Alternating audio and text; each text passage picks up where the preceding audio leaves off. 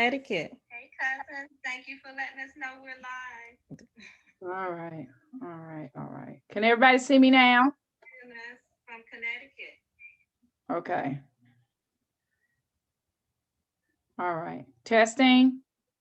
Testing. Okay. Sound like, see, I don't know why I'm because I don't have, you can release your video or to hear stuff. Seems like we might be okay now. I don't hear the echo.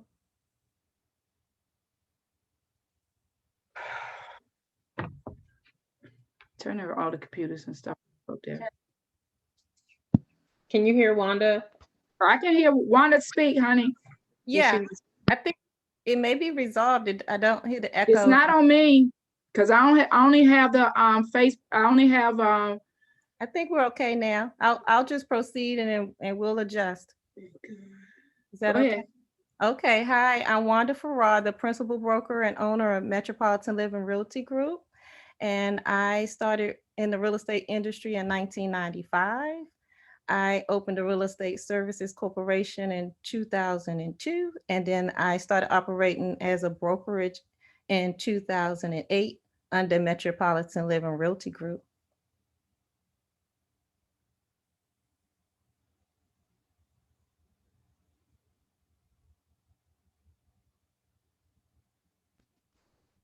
Could you hear me, Elder Johnson? Mm.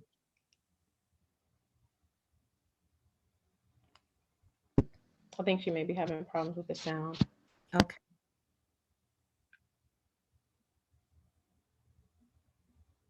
Last I heard was 2008. Wanda, are you still talking?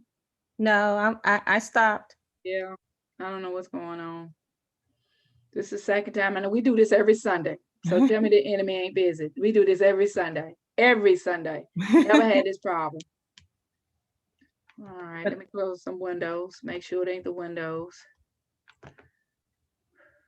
I think it's okay for the next person. I can hear. I can hear you now. I just Mhm. want to make sure it's no what's the word? No dragging. It sounds like it's a lot of dragging, and I don't understand why. Yeah, but I think we're doing okay. We can Okay. signal to you. All right, let's try it. If not, I'm gonna have to, unfortunately I'm gonna have to cancel Facebook and have people to come on Zoom. Do, do, do, do, do, do, do,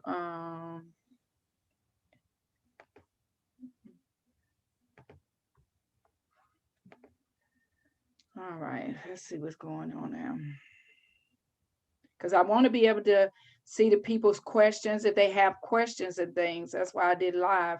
And like I said, I've never had issues with this. Well, I did the last time I had She Inspires, but not in Elohim ministry part. So that's why I know the enemy is busy. Go ahead, Wanda. Again, for those who are joining us, forgive me, forgive me. I don't know what's going on technology wise, but I give God all the glory and all the honor. So Yeah. we are proceeding. I was giving Wanda a chance to introduce herself. So it's gonna sound like we're repeating, but we're not. We're trying to figure out what's going on. So Wanda, can you please introduce yourself, please? Are you able to hear me okay? Yeah, Okay. I don't hear feedback. So All right. All right. All right. I am Wanda Farrar, the principal broker and owner of Metropolitan Living Realty Group. I began in the real estate industry in 1995. In 2002, I opened Farrar Inc., which was a real estate services company, and I worked as associate broker for another company. And then in 2008, I branched out and we started to do business as Metropolitan Living Realty Group in 2008. amen, amen. Um, Sister Tavana, can you step up and give us a few information about you, please? Sure, sure. So I am Tavana Dorsey. I'm coming up on my second year of real estate, so I'm fairly new to the industry, but it's been exciting thus far. I'm with Keller Williams Preferred Properties, and a little bit about myself outside of the real estate. I am also a new minister. Also, what is it, Candace? I think not even a year now, maybe a few months, right? So. outside of that, I do music as well on the side. So I'm pretty busy. I can ready to say she half of this and half of that. The baby stay busy all the time. Go ahead, Candace. Hello, I am Candace Johnson. I am a realtor, real estate agent with Cooperative Real Estate Maryland. I have been in the business for a little over 5 years now. I too worship where Tavana worships. We're at Lighthouse Baptist Church. I've been a minister for about 15 years. And I'm happy to have this invitation and happy to be here with you guys today. Thank you for joining us. Hold on, trying to get people back. So today, ladies, we're going to dig into the myth of buying a house through a pandemic. You know, you hear the news, excuse me. One moment they saying it's a perfect time to buy a house. The next minute say, oh, you better not buy a house. When it comes to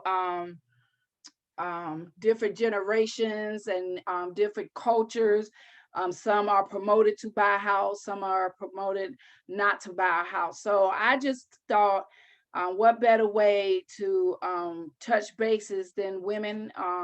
And don't get me wrong, men do it as well, but she inspires really hardest to uplift the women right here in the DMV area. So that's why we sat down and I've talked to Wanda and Tavana on the reasoning of She Inspires. And Candace is new to the panel. And as we go along, I'm going to read some statements, and I'm going to it's either going to be a question or it's either going to be a comment. But I would choose each panelist to respond to the question or comment. Blessings, Apostle Rucker. Thank you, Dr. Geneva, for joining us. Any family members that are on the line and other pages, on Tavana page or Wanda's page. I can't see everybody, but I want to say thank you for joining us. We are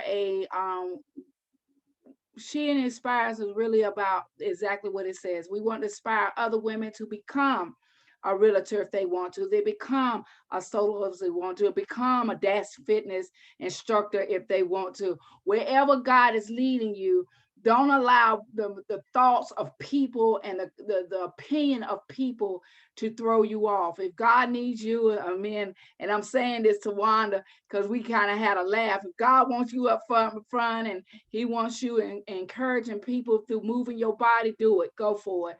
A lot of times when people don't have the energy or they have their own underlying conditions, they will not encourage you, and I guess the word discourage you from reaching your dreams and your goals and your purpose on why God has you here. So I'm just excited about this conversation. I'm excited about the women that are on the panel. So let me start. Again, we have our guests. Wanda introduced herself, Tavana and Candace. They have all introduced herself. So the first question on board, the title we're going under, question number 1, and then we'll have dots up under it. Before you go house hunting, question, Wanda, lenders check your credit score as a way to gauge whether to give you a credit in the form of a home loan. Is this true or false? That is part of it. Okay. I'm actually not a lender, so I try to stay in my lane. Okay. But I can tell you what I know, what I'm familiar with. So if you're a buyer in the market, we recommend that you connect with a loan officer or lender. And they will look at, yes, your credit score, but other variables like your loan to debt ratio. They may look at whether you own other houses, and they use those variables to determine how much of a mortgage you can, they will be willing to give you during that time right now. Some people, they may have to sell a house in order to be able to buy the home that they want, or they may caution them about buying a car. Like if you have been thinking about buying a car, please don't do it just yet, because that will reduce your ability to your lending capacity, because that takes away from how much you can afford to purchase. And so I think that somewhat answers the question, but if you Yeah. have anything else, let me know. Okay, and you said you're not an expert in it, so that's great. Did anyone else want to tap on it a little bit more, or are we all good on that one? We're good? Okay, that's great. All right, now, when buying a house, Tavana, is there a certain credit score that you should be at? I mean, what I'm thinking in this conversation, the pre-work, before I call up Tavana, is there things that I should be already knowing in my mind that should already be established? Go ahead, Tavana.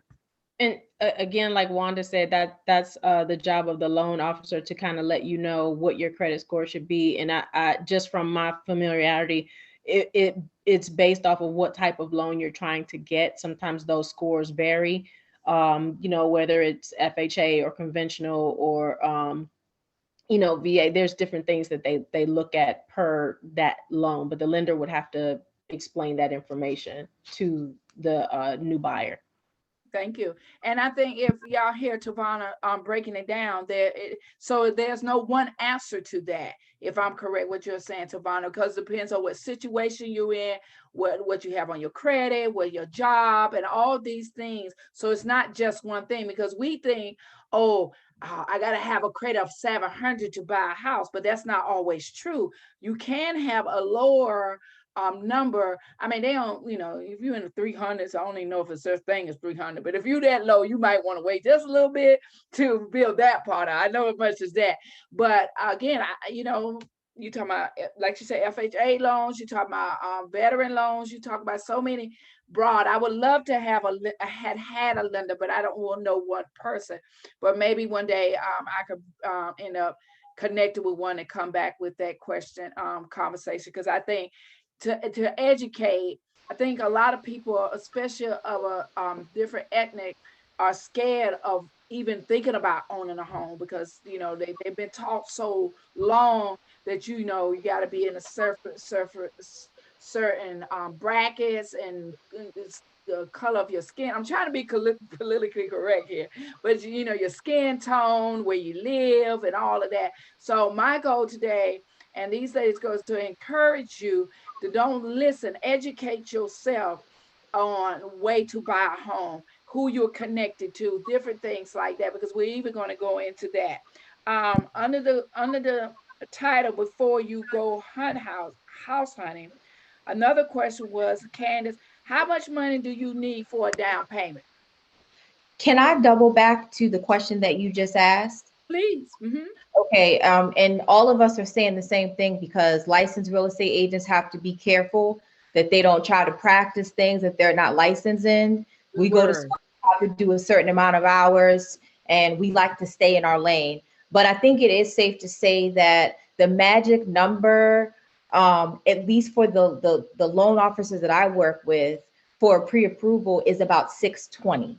Okay, thank you for that. Mm-hmm. So it's about 620, and Tavana is completely right. It depends on the loan. It depends on other variables, as Wanda has already said, about your debt to income ratio. You don't want to go out and get a bunch of credit cards when you're trying to buy a house, because you want to keep everything stable. And so with the loan officers that I work with, 620 is about the score that they will most likely need to be able to get you a pre-approval, with the loan officer. But of course, talking to a lender is definitely the first step before even thinking about buying a home, because sometimes we have big dreams, and it's okay to dream. I'm all about that.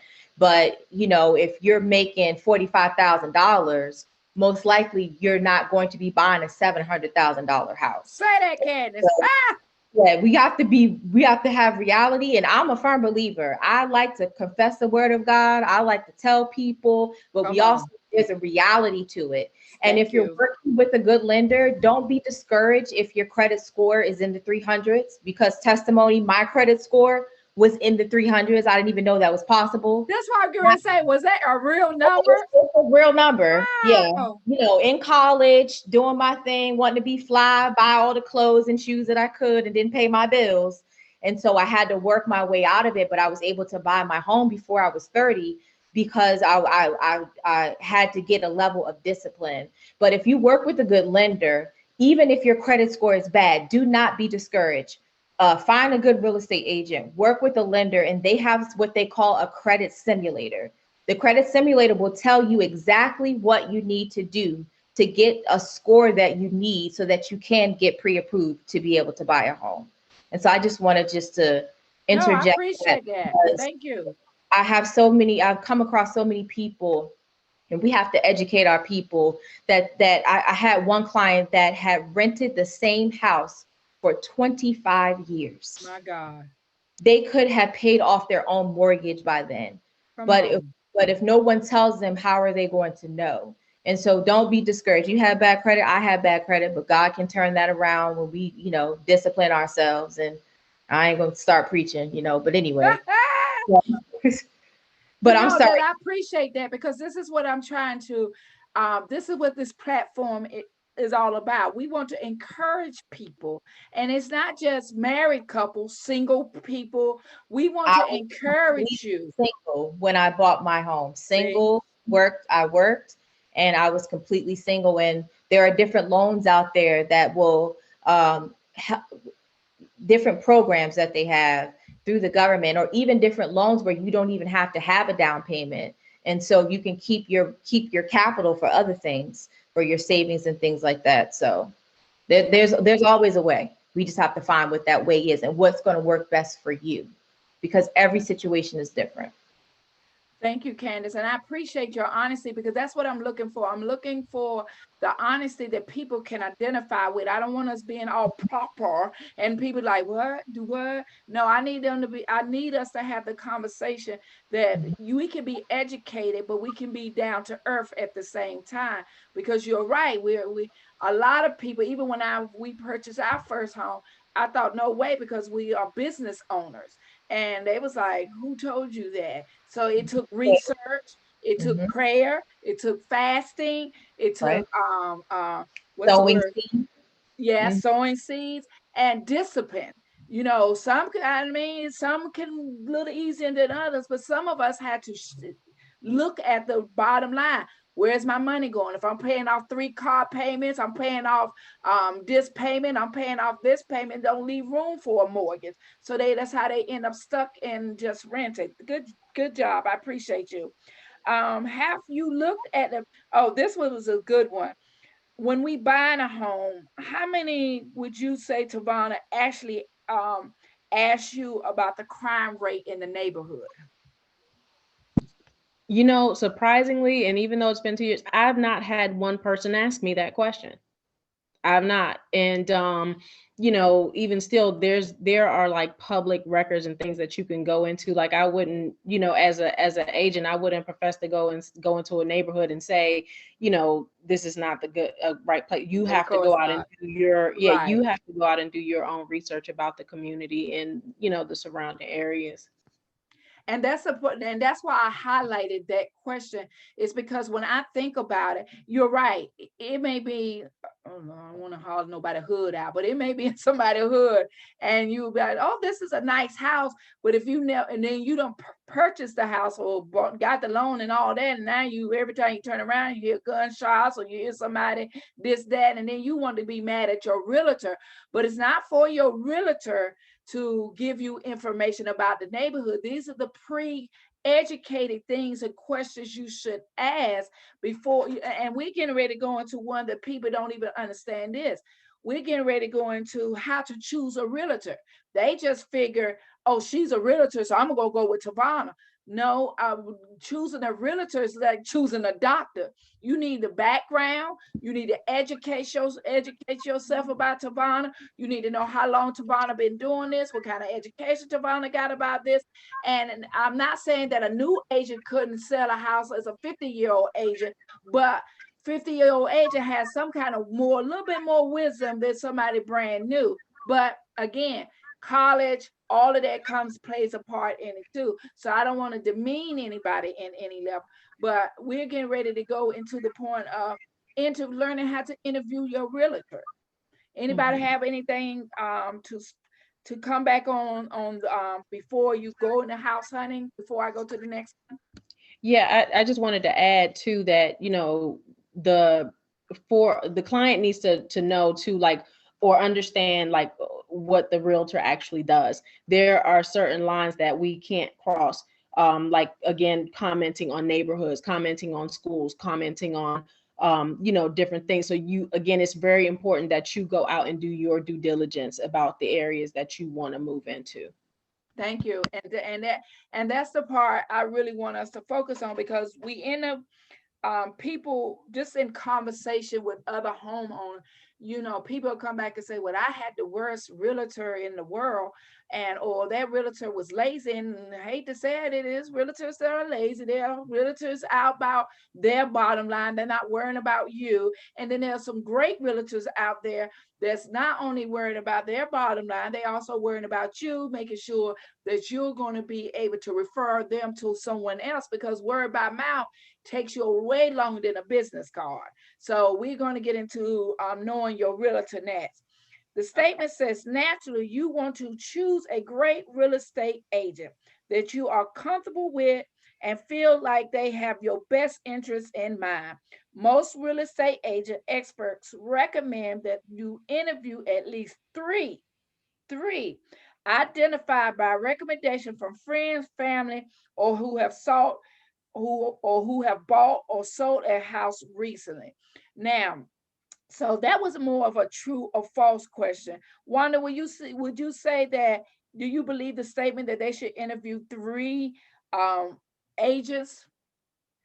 Well, as a real estate broker, and I've been doing it for 25 years now, one of the things that I used to say, you select your real estate agent before you actually need one. Okay. So, so you don't wait until you're ready to buy a house to start figuring out the person who you believe is your trusted advisor. So if you choose to, it's a good idea to at least experience multiple real estate professionals. However, once you feel comfortable, that's the person you want to do that in advance. You want to have that person, like you had mentioned, you have your family doctor, you have your family attorney. Do you have your family real estate professional? That person that you contact when you just have a general question. For me, I have a lot of past clients, and so they've already selected me for their children and their grandchildren now. So no, it passes down. Good job. Yeah, that's kind of how it works. Because when you become a real estate professional and you're hired, you're their fiduciary. And because I have agents that work under me, I like to explain what that is. A fiduciary is a person who is looking out for your interests above their own. Because in this case, when it comes to this real estate transaction, not everything, but they're hiring you to look out for their best interest. And if you can't do that, then you may have selected the wrong profession. Because at the end of the day, it's not about you. And so most of the time when you go in to deal with a client situation, you want to find out what is the reason for your purchase or your sale, because there's normally a life event that triggers that. Sometimes it could be a birth, it could be a death, it could be a divorce. And so first and foremost, why are we discussing real estate today? So that I can help you with whatever that life event is. And then the real estate transaction is a part of that. And sometimes they really don't need to sell. They're stressed out. It's not time for them to sell, or it's not time for them to buy. But if you're looking out for the client's best interest, you make sure that you understand the nature of their call or the reason why they contacted you. And then you work with them from there.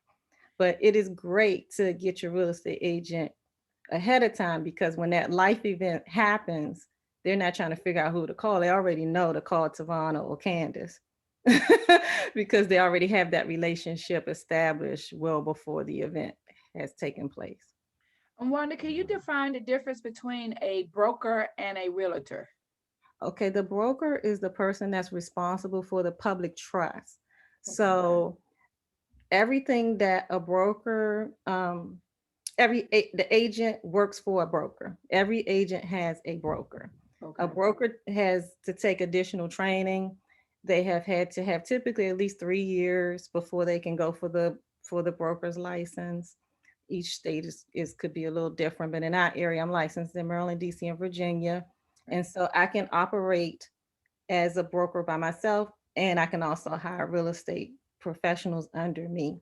But the real estate professionals, they're all of them. Like when I used to work for another broker, when I was an agent, I said he has all these little Jerrys running around because all of us represented him. All right, So got I it. got all these little Wandas running around working for my company because if they get in trouble, I get in trouble. Right. I'm the supervising broker, managing broker for everyone that's affiliated under my company. Amen.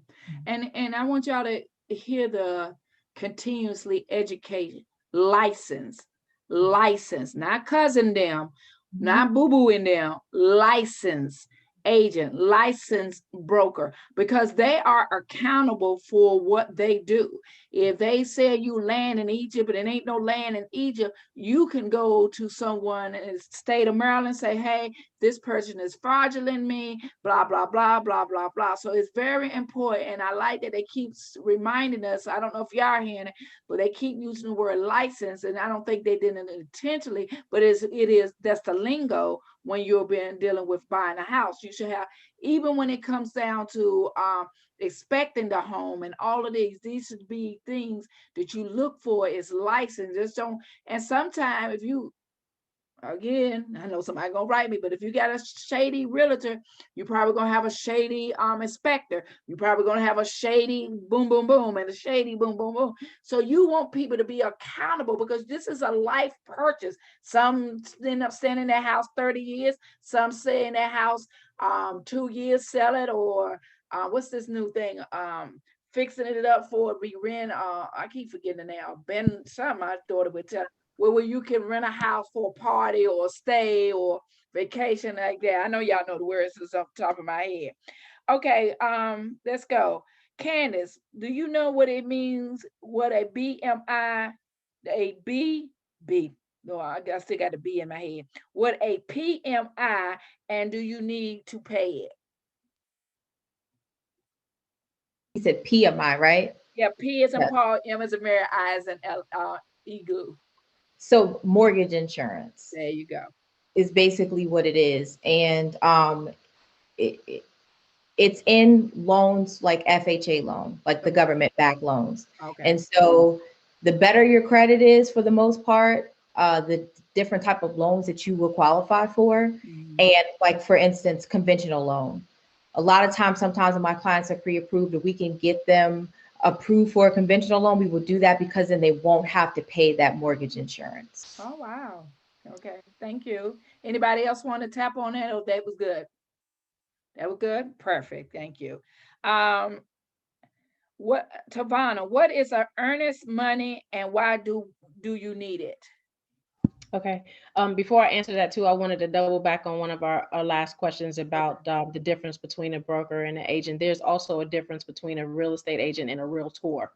So I Okay. think that's important to know. And so the realtor is actually held to standards of the National Association of Realtors. And there's I think there's a Maryland, there's different associations that we're associated to depending on where you are. So I'm with the Southern Maryland Association of Realtors, National Association of Realtors. And what that means is there's a code of ethics that we have to follow.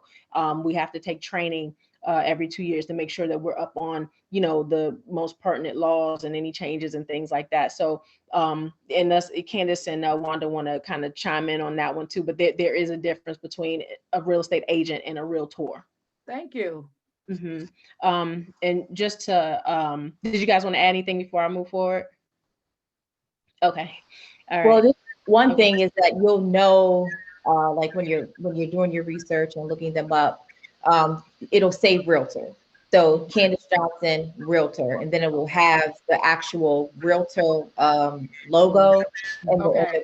the trademark that only real estate agents can use. And the reason Okay. why I know that is because I'm trying to make a logo for myself right now, and I had to look up the rules and regulations because you know everybody can't use the Realtor logo. It's a trademark, and if you're not associated and licensed as a realtor, then you cannot use it. And so that's how you can know that you have a realtor. It will be something that is displayed when you're doing your research. Well, thank you. See, and that's Thanks. the point of the question is I want people to leave here, regardless if you're listening to us now or you go back and listen to it, but I want people to be educated because there's a lot of terminology, just like buying a car. You just don't walk in to buy a car.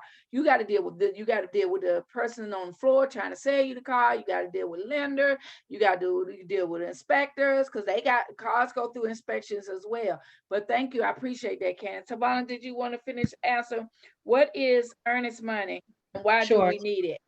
So the earnest money deposit is basically how do I explain it?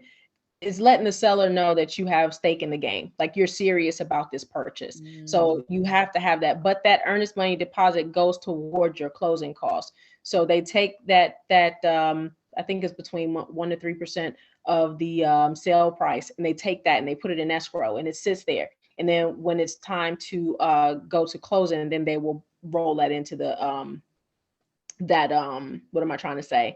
The transaction. Okay. Mhm. All right. So it's basically just letting the seller know that you're serious about purchasing. Okay. Y'all hear that? So in other words, don't go in there and talk about I may have some money at the end of 3 months. No, they want to see your money up front. Is that correct, ladies? Very good. All right. Now we're going to go into touring home. You know, what's funny is touring home was not the very first thing on the list in buying houses, but that's what most people do. They want to go where we want to live on here, and there's nothing wrong with dream. But before I could come before you ladies, I had to do my own research.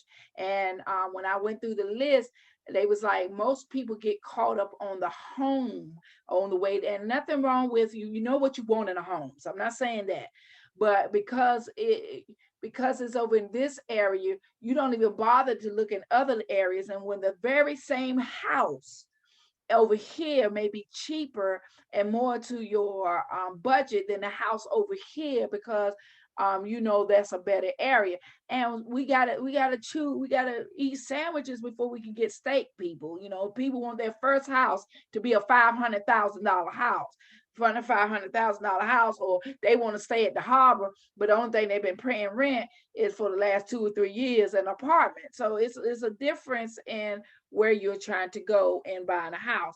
So here's some questions that in touring a house, I was educated on, Wanda, is what is the reason for so as a if I'm buying a house, these are questions that I should be considered. Like they had like 66 questions that I should be asking my realtor about. And I was like, I'm not asking y'all 66 questions. That ain't happening. But I picked out a few that I thought, do people know this? And one of them was, as a person who purchased the person who's going to purchase a home, would I have asked you what is the reason for a sale of a home? And if I'm on the listing side, meaning that I'm the representing the seller, I would answer that question without answering it. And guess what I would say? Their housing needs have changed because I need to protect the interest of my seller. Is really if I'm on the seller side, is really of no consequence to the buyer while I'm selling the home, as far as I'm concerned, because I'm representing the seller, and then it can affect their negotiating posture. So if I say, oh, they're getting a divorce, now you think they may be urgent and you can just lowball them or whatever, but I have to protect the interests of my client on the seller side. And then if I'm on the buyer side, there you go. When I'm on the buyer side, it's still not necessarily a consequence. Now we're dealing in a seller's market. And so I need you to focus on getting your loan approved. That's and real. and then we're looking at the criteria, and we're narrowing down the homes that we want to go see, because we just, even prior to the pandemic, we just don't go look at homes. You need to narrow it down to the homes that make How many sense. bedrooms, what you desire, what you want your Mhm. landscaping. Yeah, Mhm. because when I went through there, I saw a lot of people don't ask a lot of questions. They Mhm. just get big eye because the house looks good, but they don't consider the backyard, because you can get some houses beautiful as ever, but they got 29 trees in the backyard that needs to be cut down, and you don't even Yeah. visualize that's going to cost you more money, because you got to dig up the backyard, you got to dig all these trees out, or even damage from even a big wind. All that, yeah. So I can see that. Tavon, did you want to say something? Yeah, I was going to say, not only the mortgage that you're having to worry about that you're going to pay, but you have other costs that you're going to incur, from buying a home, whether it be higher utility costs, lawn maintenance, repairs that may come up. So there's a lot of things. It's not just about the mortgage that you're going to be spending your money on. It's you're going to have additional things that you have to think about. Like, you really got to budget that thing out. So it's good to get a full picture of what you're like Wanda said. You get your pre-approval, how much money out of pocket are you going to have to give up every month, in addition to your regular living. So All right, thank you. All right, the next question was, how long have the seller lived there? How long have the sellers lived there? Okay, the people who sell. Oh, is it? Oh, I guess it goes back to, and I mean, mostly I know when we research the house, I just put in the address. And usually these days, if you Google the address, it'll tell you how long the house been there, how long it's been on the market. Sometimes it'll even put down that the prices came down.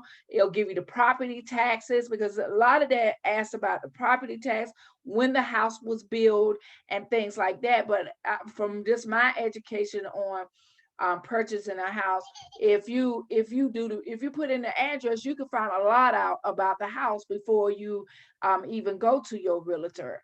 Because I know at certain houses, you could be riding around or just go see somebody in the neighborhood and see a for sale sign. You like, oh, that's a nice house, but let me call my realtor. No, you can actually Google it. And then if it's something past what you see, then you can go to your realtor and ask her or him more about the property, correct? Okay, good. All right. So now, Candace, when we get into property taxes, do property taxes stay the same year after year after year? They do a reassessment every year for property taxes. So property taxes can and do change. But when you do have a mortgage, like we've been talking about, there's escrow. And so you'll pay a certain amount of mortgage. A certain amount of that will go to the escrow account that will pay things that can be lienable charges. So sometimes your escrow will pay your HOA. There are things called front foot fees that your lender and your title company should be able to identify. Really, your title company should be able to identify when you're at closing, fees that have to be paid, because if you don't pay them, there will be a lien on your property. So that can go into your escrow account, as well as the county, the taxes. All of that goes into the escrow account, and the mortgage company will make sure that those funds are dispersed. And so property taxes, yes, they do change. Okay. And so when you're budgeting, you can't just budget for the year you move in. So this is a continuously budgeting to Continuously. keep in mind. Yes, and your mortgage company will let you know that, hey, your mortgage is going to go up because your property taxes are going up, and they will give you notice of that. But when you are, and what I like to try to help my clients to think about, you don't want to be house poor, where you bought this grand house, and at the end of the day, it's your choice.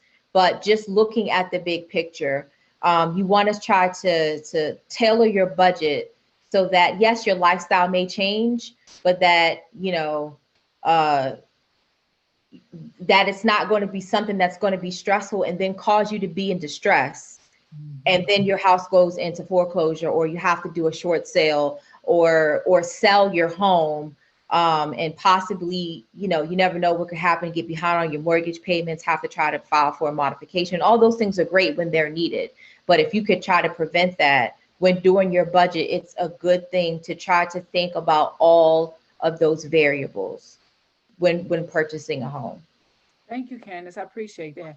And again, reminding us that it just doesn't just happen overnight.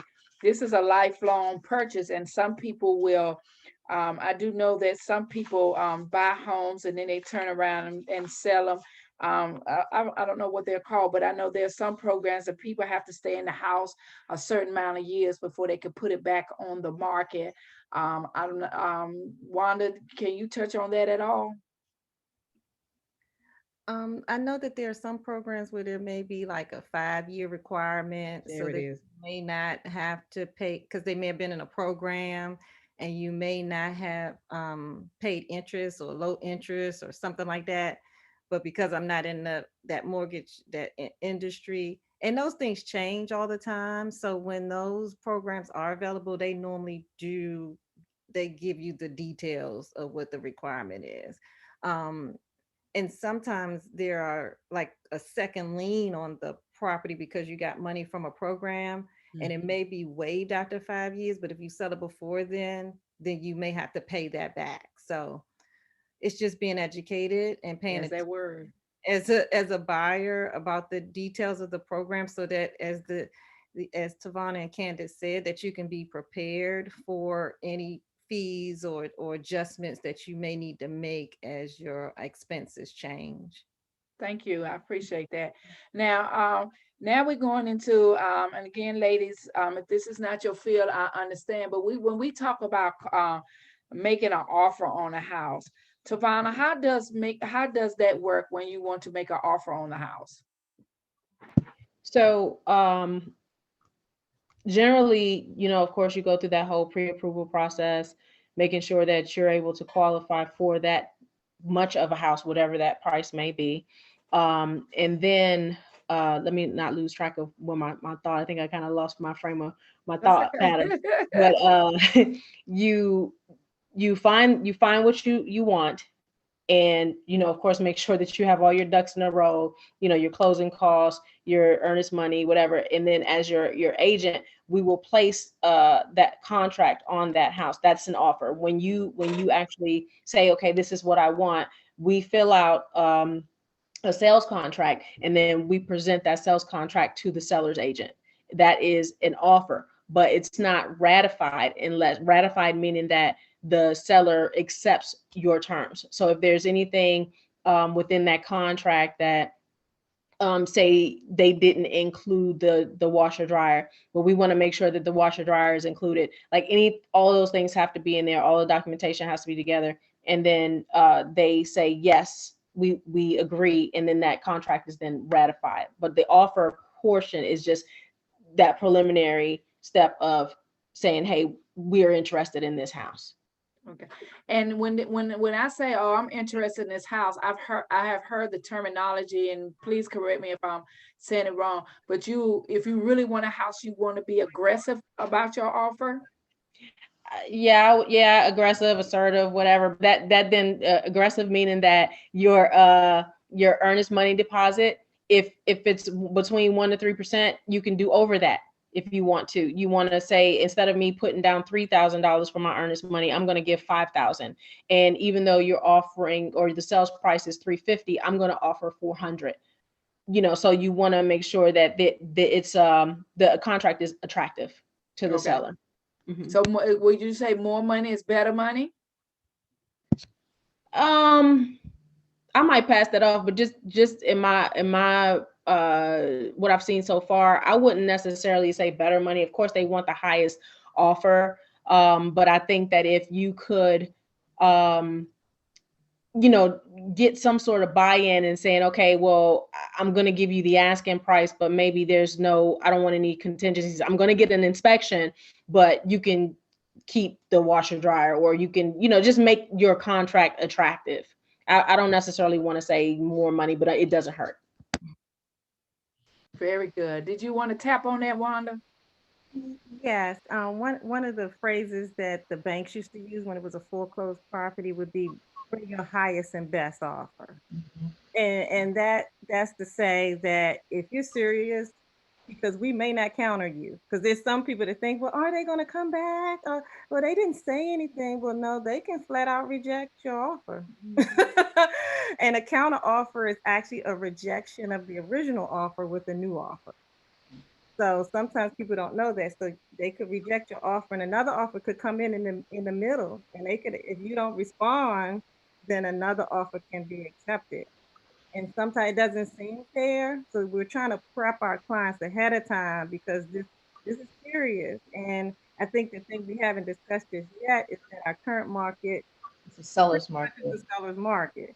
This is not all the time. It's cyclical. Our industry is cyclical, but right now we're in a seller's market, and a seller's market pretty much means that there are more buyers than homes that are available to be sold.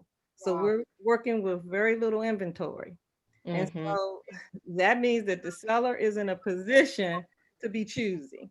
Oh, And thank you. No, Yeah. no, and that's what we was looking for, education, because I've heard that on the news, actually. I didn't read that one, but I did hear on the news about how the sellers pretty much they can sit back right now. Where Mhm. it used to be the other way around, but go. now it's like they can sit back and be like, yeah, they coming to me now. Right. Mhm. And And then, that's, oh, sorry, Wanda. okay, go ahead, Savannah. No, I was going to say that was what the slides were about too, to kind of show that seller's market and why, like what it looked like between like from this year versus last year. And can you So go ahead and bring that on the screen then, if that's what we're talking about? sure. Let me see if I can do that. Let's see. While you're doing that, I'll continue to talk about that seller's market thing, and just making our audience aware that when you're listening to the news, there many times they're talking at a macro level. So it may be national information that you hear, Okay. and as you get closer, there may be a regional. You hear the regional Yeah. information. And then the reason why you want your real estate professional before you need one is because we deal with the local. And so we can give you more information about what's going on in your community if you're a seller, or in the communities of interest if you're a buyer. So Okay. that you're operating on that granular level, knowing what's going on here in our region versus hearing it at a national level. Okay. Hmm. And that's what we wanted to definitely touch in, because we are in the DMV area, and it's hard for me to talk about unless I had a North Carolina realtor or broker or lender, because every state has different rules too. Am I correct about that, ladies? Absolutely. So Hmm. when it Absolutely. comes to loan, when it comes to purchasing, when it comes to all those different levels. But go ahead, Tavon, walk us through the slide. Can you guys see my screen? Yeah. Yeah. Okay. All right. So first, I wanted to kind of give a definition of what the different types of pricings are, because when you get into the next slides, I want you guys to understand what that actually means. So I had a few things here. The median listing price, it's like think in the middle, out of all the homes, which that range from low to high, what's that mid-range sale price, right? And then your average is the same as median. That's why I said same difference. Half of the homes listed at a higher price, half of the homes are listed at a lower price. And then your active listings are all listings that are out there and available for sale. And I just kind of gave like, if they're not active, they'll have those four descriptions: expired, closed, pending, or withdrawn. And then new listings are anything that's been recently added. So going into the market pricing. So for this year, I gave the listings for Maryland, Virginia, and DC, and you can kind of see how the prices vary just between the median listing price and the average listing prices for each state, and the active listing count. So this is what's on the market right now for each state: 5830, 12,005, 1430, and then any new listings that have come out. And this is for the month of February only. of this year, 2021. So the median days on the market, that's how many days are on the market. It's been on the market average for Maryland, 48.5 days, right? So the next one was from last year. And I'm not going to stay long on this slide because I have a comparison slide I want everybody to see. Okay. So here is the comparison side by side view between this year and last year. So if you look down at the bottom, you can see how there's a $10,000, almost $11,000 variance between the median listing price between last year and now. The same thing here, average listing price is about $88,000 higher. Wow. But the inventory is much lower, whereas we had 13,000 last year, or almost 14,000. Now there's only 5,000. That's a $7,000 it's not $1,000, but a 7,000 count, active count. That's how much difference there is in what's available out there. Wow. Even with the new listings, and the days on the market is shorter than it was last year by 20 days. So meaning, So they're buying it faster. Yes, which means that if you are serious about buying a home, I'm going to go ahead and stop this. If you're serious about buying a home, you really need to get on that and act fast. You also need to be prepared emotionally in this life, because real estate can be extremely emotional, especially in a seller's market where sellers, they are the boss. Sellers agents are the boss right now. And so if you have a buyer, they need to understand that when you look at a home, try not to become super emotionally invested, because when you put your offer in, and like Wanda and Tavana have said, like the houses, I listed a home on a holiday weekend, and I had 12 offers in 2 days on a holiday weekend.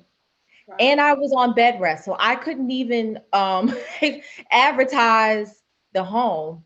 And so the market is so aggressive that you have to, in this market, already be ready to have your best and final offer. If you have a savings, right now, sellers do not have to pay any closing help. This time last year, they were paying closing help. I was able to get my client 3.25% closing help in July of 2020. By October of 2020, my other client had to go in and pay all of their closing. Wow. And so that's how fast the market changed. A lot of people are moving back to the suburbs because of COVID.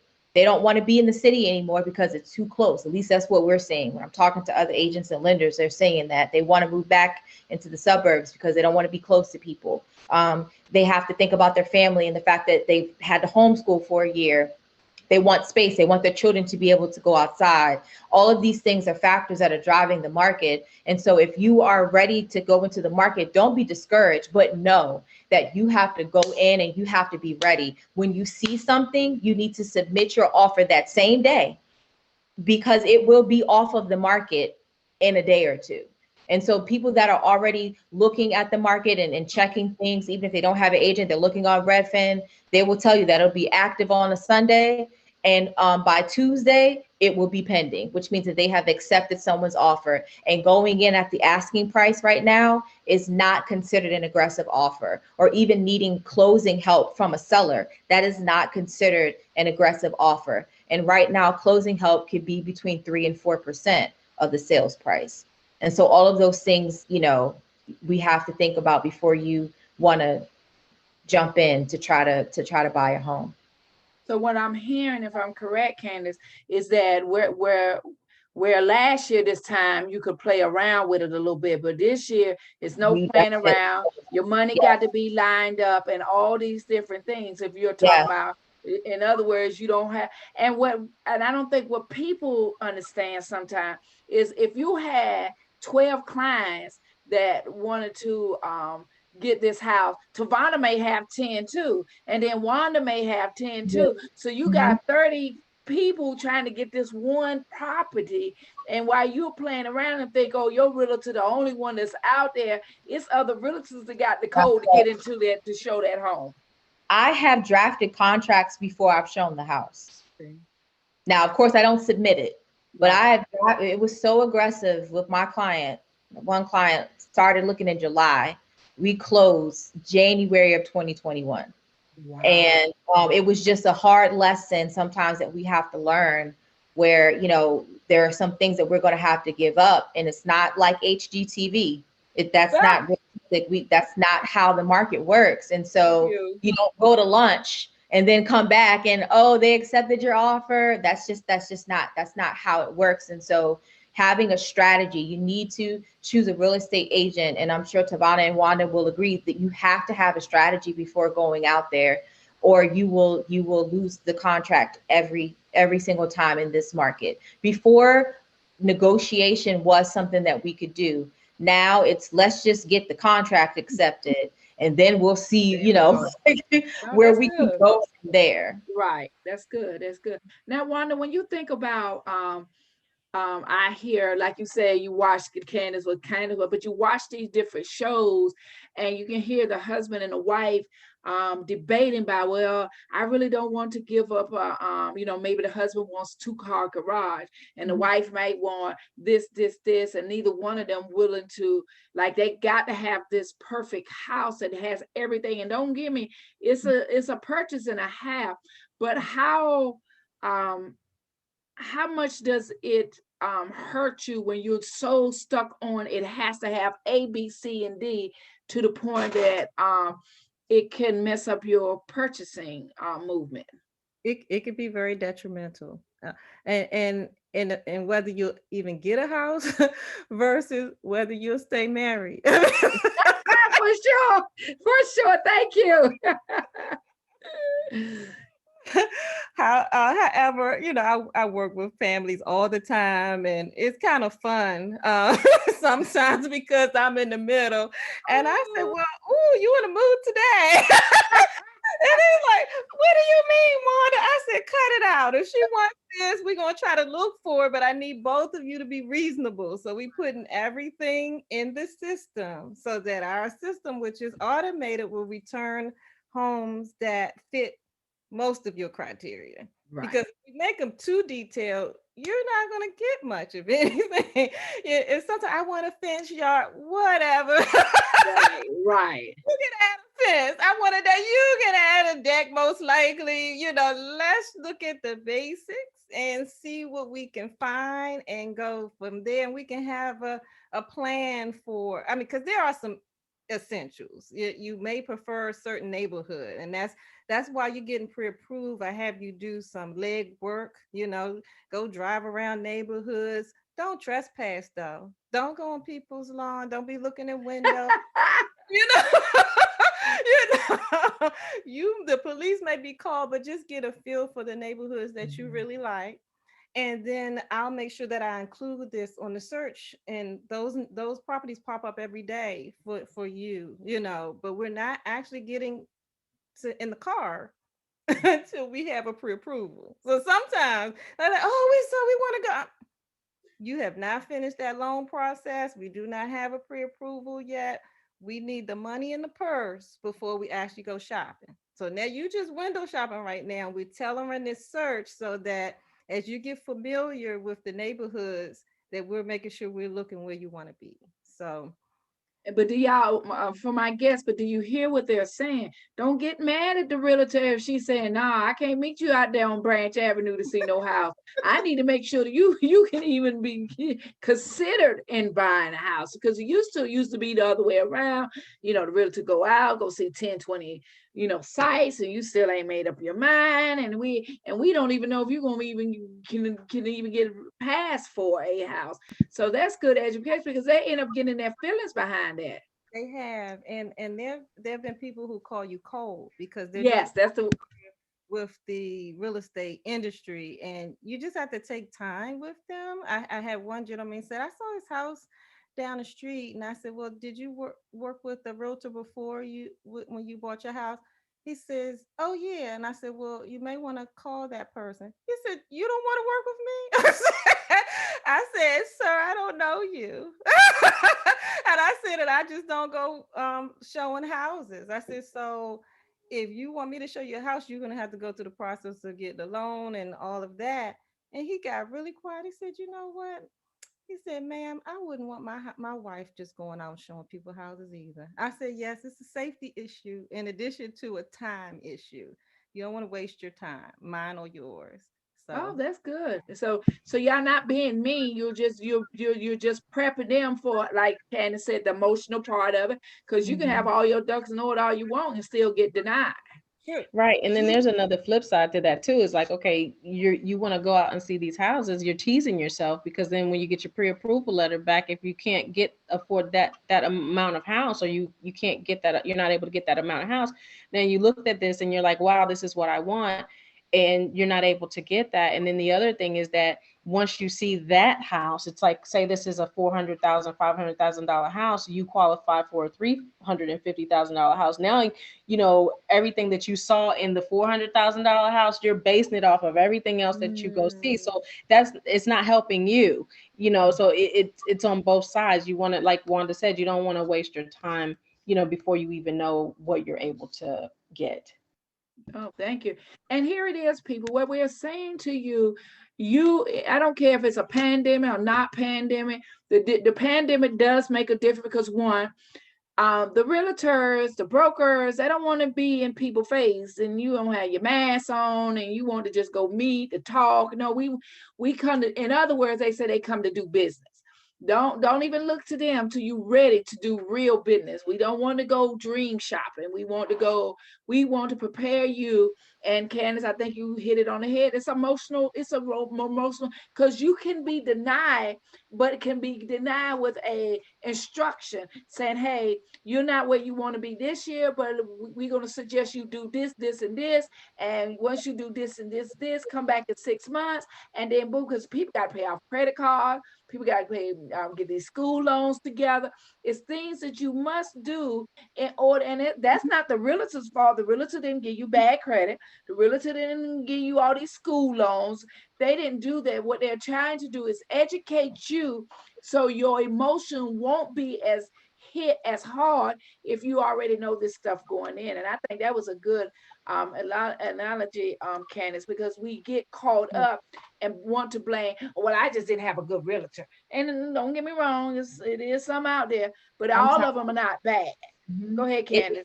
yes, sometimes that is the case, but and just so that we're clear too, we can help you get to that point because some people can say, okay, well, I need to be ready, but I don't know how to get ready. And you can contact any of us and we can get you pre-qualified, but we just want you to know that there may be work and there may be time. I have clients, and like Wanda said, from a family. I work with a family, and it's a big family. And when the young adults are ready, they come to me. When the older generations are ready to buy their forever home, and so sometimes you have to go through a process that could take a year before you're going to be ready to buy. And I have clients that on my calendar, I know that in May I need to check in to see, hey, where are we in this process? So don't think that you can't go to a realtor. Any good realtor will take you, get you over to a lender that they work with. If you don't have one, we always have a list of vendors that we work with. And then the lender can then help you get to a point to where you can get pre-approved. But just know that process could take a year. It could take 6 months. And then when you are pre-approved, like you just said, you can have a credit score of 800 and still get your contract can still be denied because there was somebody else that was out there that was going to offer more money than you and don't need closing help and all of those factors. And so that's why we're saying it's important for you just to have a realistic mind that yes, we're believers and what God has for you is for you. but know that maybe that house was not for you. So don't decorate it, and don't, tell your family about it, and tell everybody you're closing in 30 days when we do not have a contract yet, because then you're devastated, and then you don't want to continue with the home buying process. Your idea of it has been skewed, and then it just makes it hard for everyone. And you went into something that I was getting ready to go into. It was says, how far out is the potential closing day from an accepted offer? It is just like you. So in other words, don't go set no pre-date. In other words, Don't set a pre-date. And for the most part, it's about 30 to 45 days. And when you're writing an aggressive contract, you don't want to do anything outside of 45 days, because the sellers, they want their money. And so that's why you want to be ready when you submit the contract, have all your ducks in a row, have already given your loan documents to the lender. Go ahead, and your realtor should have a licensed home inspector on deck and a title company on deck, so that you can move this process along and close in 30 to 45 days. That's the average. oh, thank you, Candace. And and here it is again. This is why She Inspires is here. The hope that somebody's watching this was educate you. Each one of them women will go up under the post once we log out and put down their information. Each one of these women are available to you. I know for Wanda, she has agents up under her that she may can suggest for you. So and I want you to, and this is what I really want women to, and men, to be inspired. You see the skin of the color of our skin. It's not just one market out there. It's market for every ethnic background. If you are a Spanish speaker one and you need a Spanish a realtor, there's some out there. If you want to, I'm an African American. If you want to do Caucasian, it doesn't matter. But my goal here is that here's women that I know, like I said, I'm introducing to Candace, but these two women, Tavana and Wanda, and I want them to go into just a little bit more about themselves, because I know for Tavana, for myself, that her schooling wasn't easy. She didn't just was able just to sit down and go to college and boom, here go her real estate license. She was a mom. She was going through, she got her own personal testimony. She's a wife. She was doing all this and also going through school to get her license. So it ain't like she went on go get a realtor license.com and then boom, she's a realtor. No. And the reason I want to share this, because I'm hoping some young woman or some older woman, like, well, I don't feel like I want to go back to school to do this, but it's a process. And if you want to sell, I don't care what you want to do in life, you will want to educate yourself to be able to present anything in life. I mean, I didn't just jump up one day and say, oh, well, She Inspires, I want to know. I went online and I didn't go in the building because of COVID, but I wanted to learn more about broadcasting. I wanted to learn how to hold my head up and what a good solid, I didn't want to just say, oh, well, it's just something for me to do. No, I wanted to educate myself so I can educate somebody else. So Tavana, can you give us a little of your testimony, how you went to school, full-time job, full-time mom? Yeah, I'm telling you a story. Full-time, hold on, a soloist, been trying to get her career online as well. So this, I want you to look at, and this is why I chose Tavana, because I know her story.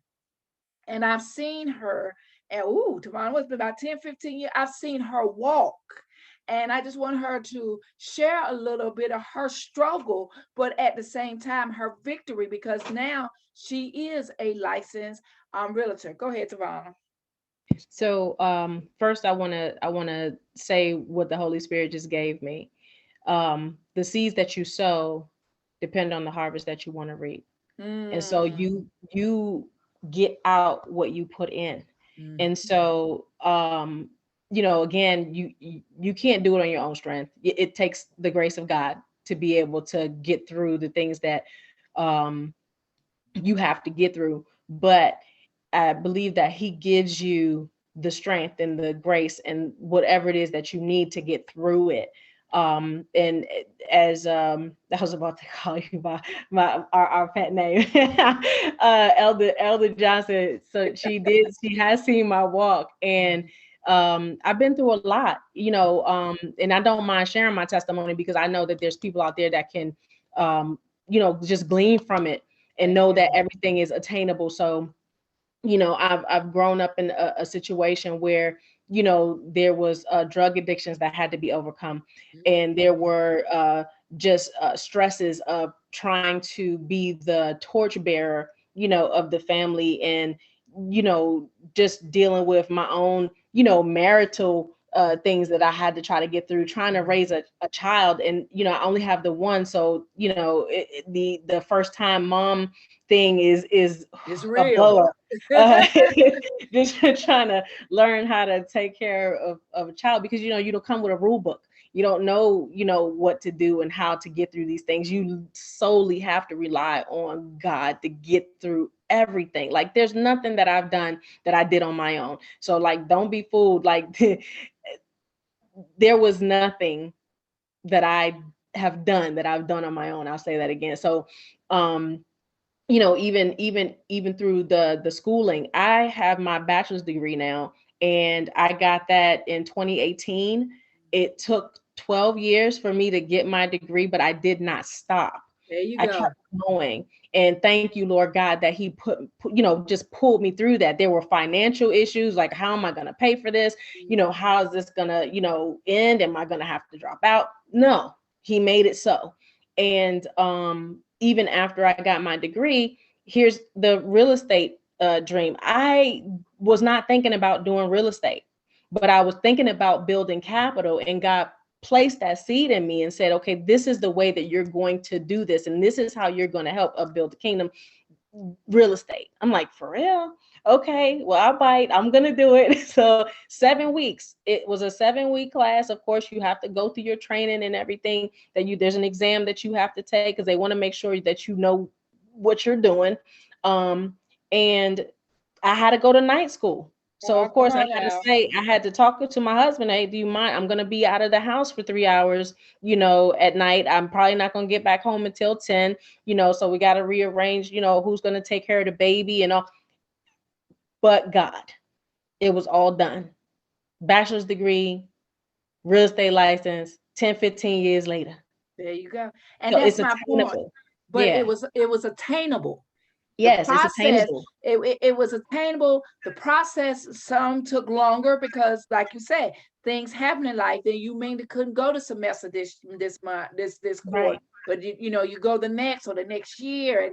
But my goal, my young Black sisters, African American, proper language here, but I want you to see it's attainable. It is. Dreams are attainable. You could get it, and you could be a parent. You can be married. I mean, it's surely we are all agreed. If we sing about the first 10 years of our life after we graduate, then it's easier that way. But life just don't work that way. You end up when you married, and then the baby carriage comes, and then the doggies come, and everything to come along with it. But like I said, Tavana, I chose you because you continue to fight. You don't give up. You get frustrated. You may even go to your spot for a moment. But I see you coming back every time to say, you know what, the devil is a liar. Let me go to the next level. That's right. Just even That's in right. her solo journey, it's not over. But because she keeps pushing and she keeps trusting God, that this can be achievable, not just for Tavana, just not for me, not just for Wanda and Ken. It could be as well for you. Wanda, I want to go to you. I met Wanda working out. We worked out at the same class, and over the years, even though we don't speak all the time, I've watched her. I watched her page, and I watch her post positive things and how she helps the community. She's a employer, and so that means she has people up under her. And so that's another part of her journey. She has a beautiful children, right? 2 girls. Right. Yeah. So, and then she talking about raising daughters in this thing called the world, and in the DMV area. So it doesn't just stop there. And now, I know a little bit, but I went and snuck and read her bio, and I went and did a little research on herself. But I want you to hear a little bit of her story, because again, it's not over just because somebody shut a door. You have to sit back and say, am I going to trust God to open this door, or this door was shut because of a reason God wanted me another door to open? So Wanda, can you touch on that a little bit about your company as well? Oh, yes, yes. And definitely trusting God has been the thing that has gotten me through so many obstacles. And most of the time it's growth. When you're going through something, he's showing you how strong you are. He's showing you the skills that you need in order to accomplish something else. I didn't know that I was being prepared for some things. Come on. When I was in college, my nephew was murdered Mm. and I went into a funk. However, I was determined because he was brilliant. I was determined that there were some things I was going to do for the both of Come us. on. So one of them was finish college, even though I was struggling, I was having a hard time focusing. And then I decided to buy my first property, and I was Mm. 23 years old. We were only like 2 years apart. So I was 23 years old. I purchased my first property. When I got through that, I said, wow, I want everybody I know to have a home if they so choose. And so I got licensed the next year and I was on a mission. And if anybody who knew me prior, I'm very quiet. I don't always have a lot to say, but if you hear me when it comes to real estate, I will talk your ears off. And that's when I knew that was my calling. It's my way of being able to reach out to the community. It's my way of being able to relate to individuals. And I was like, wow, okay, God, I see what you're doing. And then when I guess it was like in 2008, I was working for a company and I said, well, in about 30, when I hit the 30-year mark from when I had started working in the federal government, I'll probably open my own company. Well, my company that I was with, the real estate market had crashed and so many companies were shutting its doors. And I was like, oh, okay, well, I guess I have to open my company. Just push me out there, God, like I'm ready, but I know you got me. So some of the people in my office said, so Wanda, where are we going? I said, we. I said, okay. I said, okay, I gotta figure this thing out. And that's how much, and I operated under the theme, the rhythm of metropolitan living. It's all about life and style in the metropolitan DC area. And so that's how Metropolitan Living Realty Group came to life. And then I realized now, it was all about empowering people to know that they can do it, to know that they can buy a house. But now, in addition to that, empowering my fellow real estate professionals or those who seek to be, that you can do this too. This is a way for you to shine, to show God's light. And the one thing about Metropolitan Living Realty Group, I selected every person that works there. And Mm. so, whereas, and if I hadn't been in the environment that I was prior, I would not know what standards to put in place. I Mm. knew the importance of what was going to be acceptable in my organization versus some of the things that have been allowed in some others. And so if you do not follow these guidelines and you don't feel that it's important to let your light shine and be that beacon in this community, and I said we'll show people one person at a time that you can be a light and you can be a blessing to the people in your home and your workplace and the environment, and do the right thing that's pleasing in God's sight. And so real estate to me is my ministry. And so and I realized through that because I will start writing my book, that the title came, Finding Peace in Your Purpose. All right now. Real estate And journey. she gonna add an author to that list.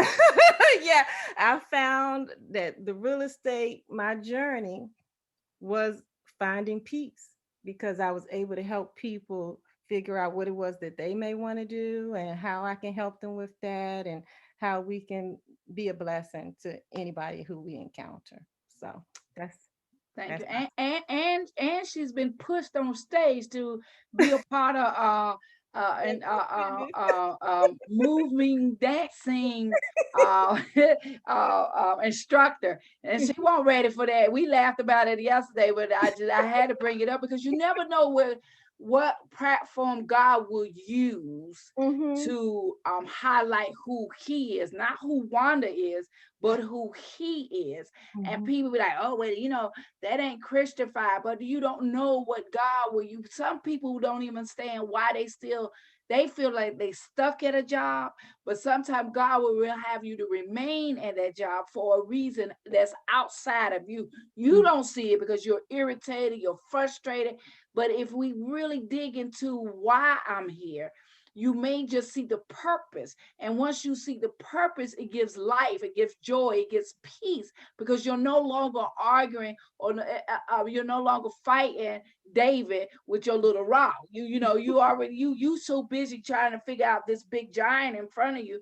But again, God may just have you there for a purpose. And some of us, God has been told us to leave, but because we were naive, or we're not connected. You got to be connected to God in order to hear from Him. Let me say this. And I know this is about real estate, but this is all about God too, because you cannot hear from God if you don't have a relationship with God.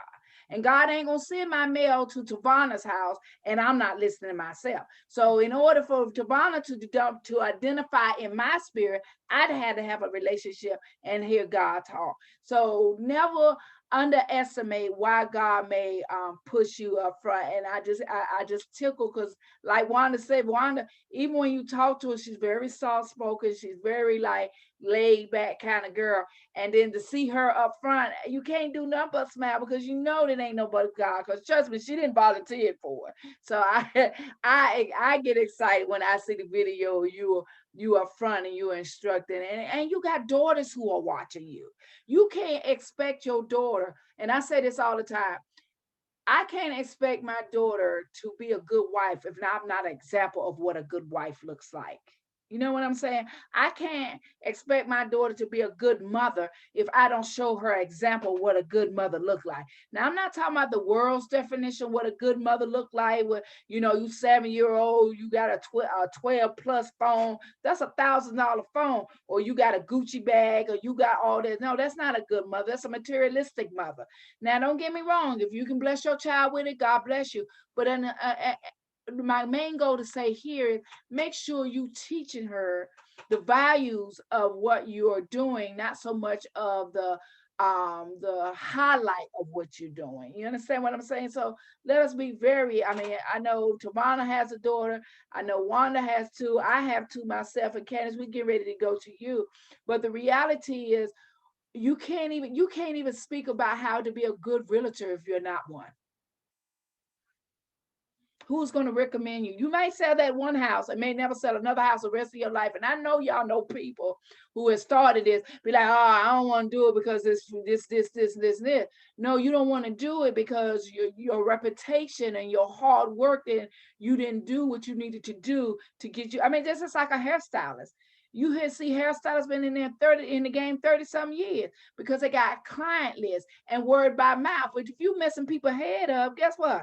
They're going to tell everybody you messing their head up. So you got to be careful on what you represent all day, every day. Go ahead, Candace. Tell us a little bit about yourself and what are you doing?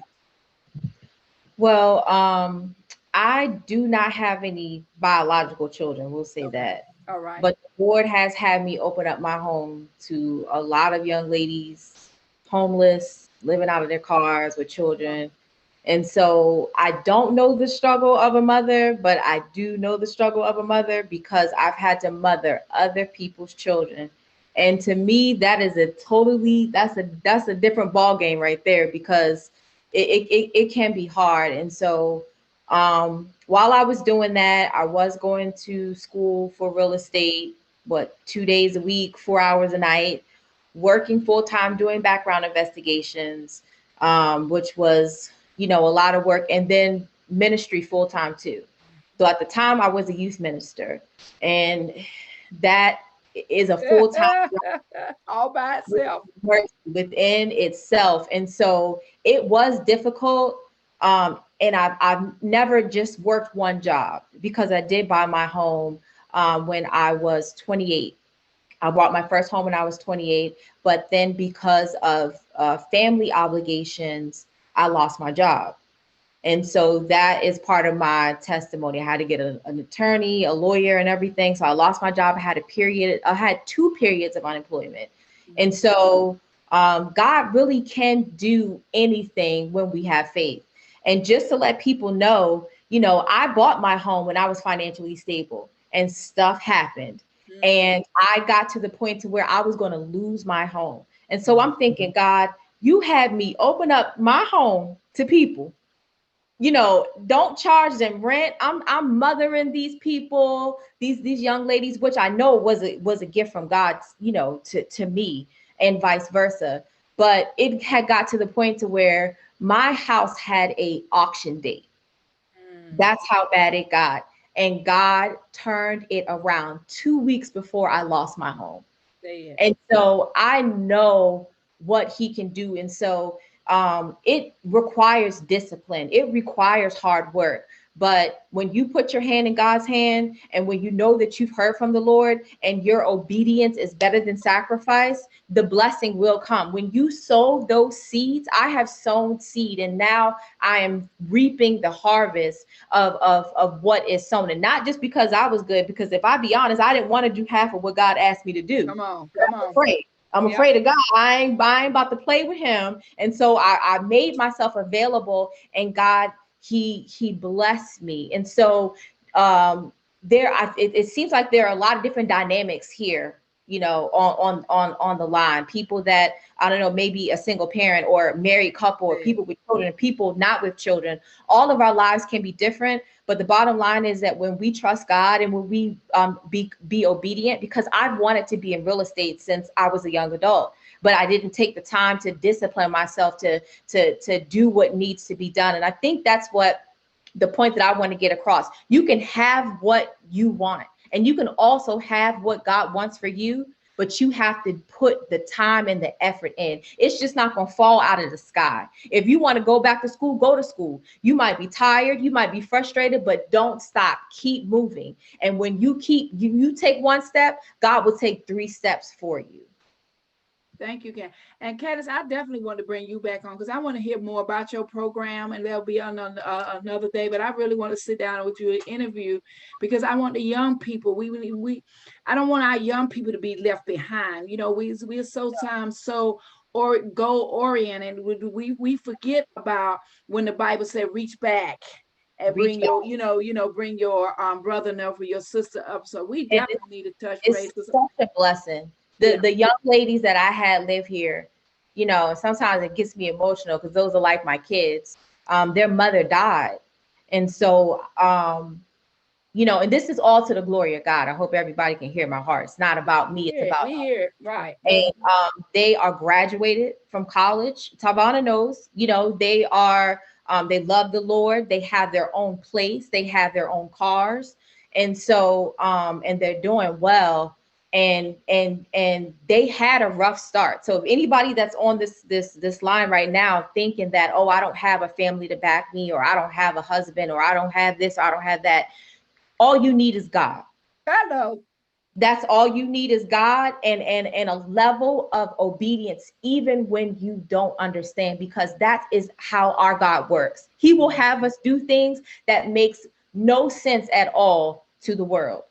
But when we do what he tells us to do, when we tithe, amen, when we sow seed and we give offerings, see, people don't like to talk about those type of things. But when we do that, God will open up a door for us to receive so much blessing. Like the Bible says, that we do not have room enough to receive it.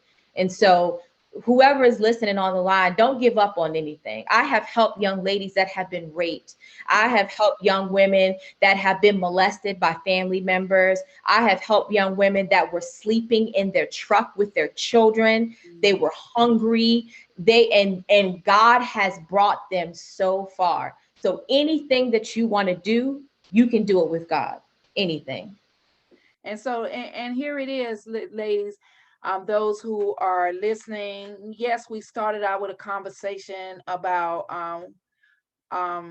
buying a home in pandemic, and I think we've asked questions. And if you do have questions, I didn't see any on Facebook, but don't hesitate again to put your questions in the comment areas, and each one of them going to share their information for their business line of business. Wait a minute, hold on, my battery's dying.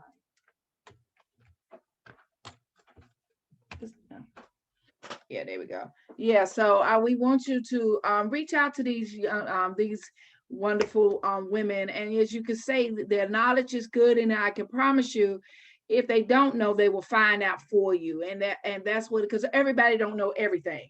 I don't care how good you are at your business, everybody don't know everything. And if somebody tells you they know it all, then you may not want to use them anyway. So, but here's a pandemic, and they're telling you you can buy a house in this pandemic, but you got to be aggressive. You got to know where you're going. And Wanda say, hey, don't even come her way unless you got it in order, because in other words, they want to love on you. They want you to help you get your dreams, but they don't want to babysit you. So it's some stuff that you must do in order to move forward and where you want to be. If it's $1 million home, if that's where you wanted to go, then you need to get your ducks in order. Or as one of the ladies said, just come to them. Say, hey, I want to buy this home. Let them do whatever they need to do, and then help you set goals. Like, because again, it's been times where goals will say, hey, you need to pay off these credit cards in the next 60 days, or you need to do this in the next 90 days. It doesn't mean just because you want a home, when they said 45 days, that's for you. No, yours may take longer, so you can't compare your loan to other people's loan. You can't compare your policy to other people's policy. You can't even compare your realtor to another realtor, because the way Tavana may do it, the way Wanda may do it, Candace may do it. And as you can hear, these are women of God. So I'm pretty much bold enough to say they're seeking God as you seek them. They're seeking God on your behalf, because there are people out here who also don't have their best the realtor's best interest in heart. They're trying to run the game, or they're trying to, hurt. People in the realtors have been in houses that people just show up and they don't supposed to be there. So they have to think about their safety as well. So, ladies, I want to thank you for coming on. Thank you for having a conversation with me. Please go to Elohim page, put down your information on how people can reach you. If you want to go even more, what programs you offer for them. And don't hesitate, if y'all can't reach either one of these women, don't hesitate to reach out to me. I will make sure that you connect with them. But ladies, thank you for being women who inspires. And the reason I say, I didn't say women who are perfect. I didn't say women who are millionaires. I didn't say women. I'm saying women who says, you know what, I got knocked down a few times and I'm fighting this thing. And I can imagine people as an employer, because I'm an employer myself, that you have people say, well, I want a job. And then when you give them a job, their work ethic is not what they have no clue what they want. So before you go, I want to be a realtor, do you know what your work ethic is? Before you call Miss Wanda to say, hey, I want to be one of your your realtors, do you know what you're saying? Do you understand what her company expects out of you? And that's any company. But we have to get out of this thing because we the same color, you're gonna hook me up, cuz you got me. No, we as a company, I have a goal. And for me to hire you, I expect you to be a part of that goal for we can reach it as a team. But if you have your own, because hey, let's be real, people come into your establishment and think they want to make the same thing Wanda made, and Wanda been doing it for 30 years. You only been doing it for 2 years, but you want to be in the same position, the same title, and all of that, and it's not going to work. So we have to check your work ethic. Check who you are as a person. And the reason I say that, somebody might hit Miss Wanda up, hey, I saw you on She Inspires, are you hiring? Before you hire, make sure your work ethic is correct, because she don't want you representing her company and your pants all hanging down and yeah, let me stop. But I could go on and on that we want jobs and people don't want you. I have been in grocery stores and you're irritated because I stopped you from texting on your phone when I walked up. Not that I said anything to you, not that I was rude to you, but you like this, and I done pulled up and you like, you upset because you got to do your job. No, you can't do that, people. If you want a job, and you don't like dealing with people, please don't go into customer service. If you want a job as a realtor and you don't like people, please don't apply for the job, because you have to deal with people who are sunshiny people you love to be around. And then there's some people you just got to pray to Jesus, Lord, keep me near the cross, because I'm trying to sell this house, but this person right here, Lord, and people are messy. Like, where you are professional and you know what you want, and people come in. I remember, and I'm not that person, but I remember the company I used to work in, and the owner asked for, they was doing a background on finance, and the owner said, well, we need you to bring your paperwork in. Now, no problem. I go grab my files, boom, there you go, sir. They came in with boxes and receipts and nothing stapled, nothing outlined, and you can't present this kind of stuff to a realtor and want them to make a miracle out of it, is what I'm saying, people. So please take the time. Reach out to these young women. They have goals, and they're willing to help you achieve your goals, but they're not a miracle worker. You have to do your part. So in saying that, thank you, ladies, for hanging out with me today. Thank you for continuing to shine and reminding other women of our color that we all are not lost. Some of us are fighting to be better people than we were yesterday. We don't have it all together. We're still learning, but we're willing to be educated as we walk this walk. So thank you, ladies. Tavana, did you want to sing me out?